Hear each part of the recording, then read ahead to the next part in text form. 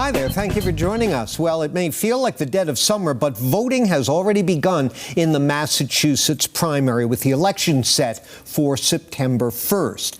One of the few contested races on the Republican side of the ballot this year is for the nomination for governor, and one of the two candidates in that race joins us. He's Brian Shortsleeve, a businessman and former Marine who served in several executive roles at the MBTA under the Baker administration. Brian, welcome. Great to be here, John. Good to have you. Thanks for joining us. So, the tax burden in Massachusetts is always a big issue.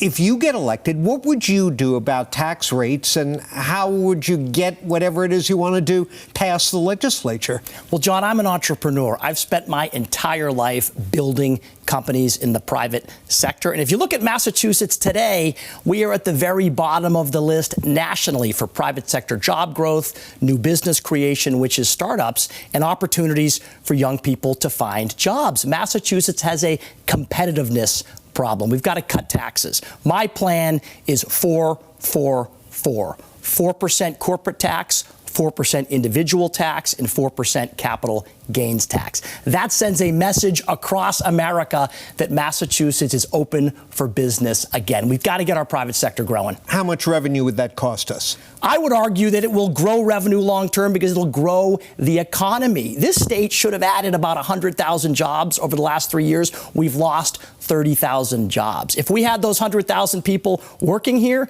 that's another $1 billion of income. So long term, this will grow our economy. How about short term? In the short term, I have audited state government. I have found millions of dollars of waste and inefficiency when I was in state government a decade ago. I will tell you, day one when I'm governor, we'll cut taxes, we will audit. The legislature will audit every state agency. We will cut waste and we'll return that to taxpayers. I've heard this mantra that you can make up for revenue loss by cutting waste and fraud, which no one likes. No one likes the waste and fraud, I mean, not the cutting of it. I've heard this for many years and never comes true. Are you arguing that you could fill in the short-term revenue gap your 444 plan would create in the short term by cutting waste and fraud? John, if you give me the red pen, I'll do it. And I've done it before. When I stepped into state government a decade ago, we audited everything overtime. We cut the bureaucracy. We reevaluated and renegotiated all of our contracts. We found millions of dollars in waste and abuse. The thing about waste and abuse is if you don't look for it, you won't find it. And under Maura Healey, she's been completely asleep at the wheel. Look at the SNAP fraud, which has happened in this state. Look at the recent settlements we've seen with the Mass Convention Center Authority, the MBTA. I think you're going to find opportunities to save millions of dollars in taxpayer money. Well, your experience in state government was primarily with the T. Let's talk about the T for a minute before we take a break here. The agency's predicting an operating deficit of over $700 million in the next fiscal year. Revenues collapsed during the pandemic. They haven't come back. The dedicated chunk of the sales tax doesn't make up the difference. How would you fill that gap if you're elected? Well, number one, I won't pull anyone's hair, and that's the first $500,000 we will save. Broadly at the T, we need to bring back the Fiscal Management Control Board. Spending at the T is a runaway train. The T's operating budget has doubled over the past 5 years, and the T's delivering a third fewer trips than it was. Look at the bus system at the T. That we have the most expensive bus system in the country right now at the T, and those buses are running at about a 75% rate on time. So we got to get focused on spending control. I know how to do it. When we ran the Fiscal Management Control Board, we brought accountability, we brought transparency. I've done it once, John, I'll do it again. Real quickly, because we do have to break, the governor convened a task force to look at funding issues. They threw out a number of ideas for consideration. Increasing gas tax and vehicle registration fees, which are lower than national averages, bigger share of the millionaire's tax to the T, congestion pricing, ride share and commercial delivery fees. Any of those appeal to you? Look, the T does not have a revenue problem. It has a spending problem. The MBTA is growing its spending at 3 times the rate of its revenue, as it was when I stepped in 15 years ago. We got to get cost under control. We've done it once. We can do it again. But until you get cost growth under control at the T, you'll never balance the budget. So, Brian, when you're a Republican in Massachusetts in 2026, there's a question that it's going to come up. It always comes up, and it has to do with Donald Trump. Do you support Donald Trump's agenda? Look, if I am the candidate for the Republican Party, this race will be about Maura Healey and her failed policies. If Mike Minogue is the candidate of the Republican Party, this race will be about Trump and abortion, and we will lose. Maura Healey wants to run on Trump. She wants to run on abortion because her record in Massachusetts has been a complete failure. Maybe so, but to my question.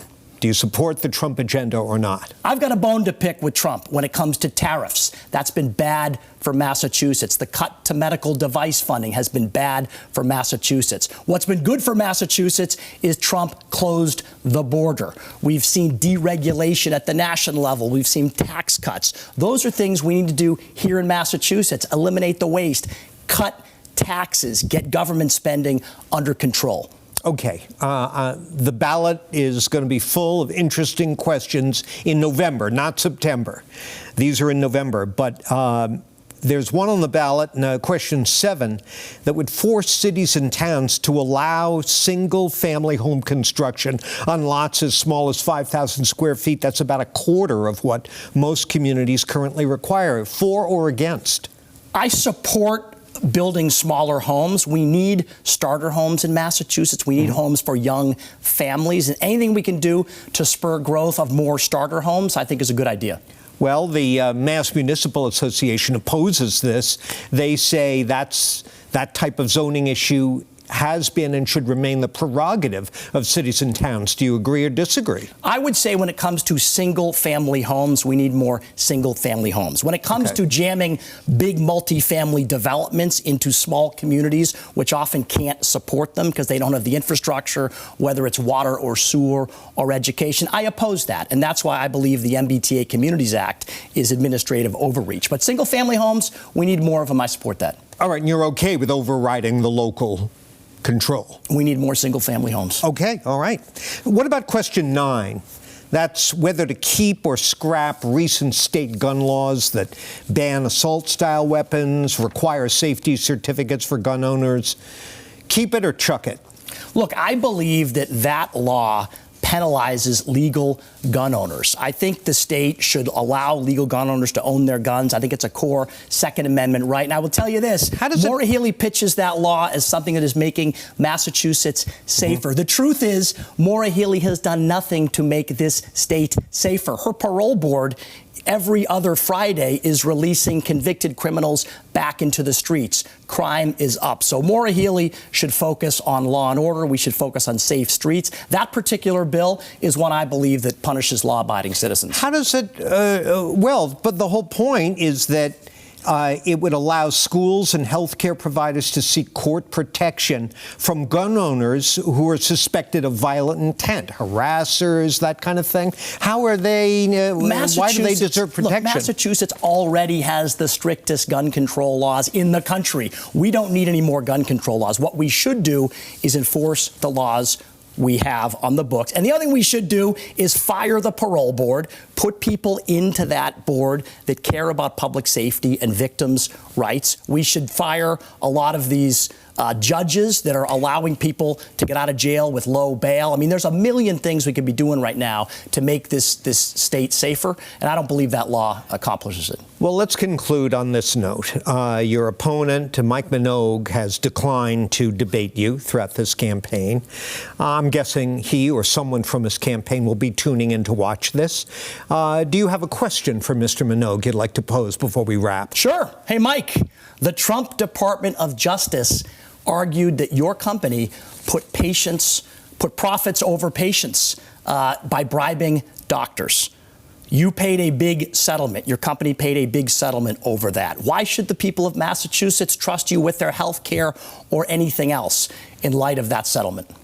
If people want to find out more about you or your candidacy, how do they do that? They can join me at brianshortsleeve.com or on Facebook at Brian Shortsleeve for Massachusetts. The primary is September 1st. It's right around the corner. Independents can vote in the Republican primary, so please get out there and vote. There's already been 100,000 mail-in ballots requested. Yeah. The voting is happening as we speak, and I'm asking for your support.